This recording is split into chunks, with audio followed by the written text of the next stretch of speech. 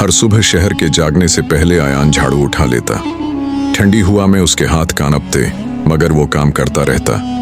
लोग पास से गुजरते तो उसकी तरफ देखते भी नहीं थे, जैसे वो नजर ही ना आता हो। घर वापस आकर वो माँ के पास बैठता। उसके चेहरे पर कमजोरी साफ नजर आती। आयान खामोशी से दवाएं मेज पर रख देता।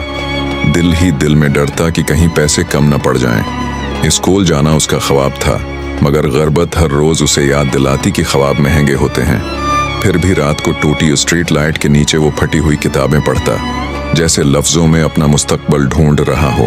एक बारिश भरी शाम उसने सड़क पर गिरा हुआ पर्स देखा। इंदर पैसे देखकर उसका दिल जोर से धड़का। भूख, माँ की दवाएं, सब याद आ गया। मगर उसने आंखें बंद की और बारिश में दौड़ पड़ा। जब उसने पर्स अफसर को वापस दिया तो अफसर की आवाज नरम हो गई। क्यों नहीं रखा?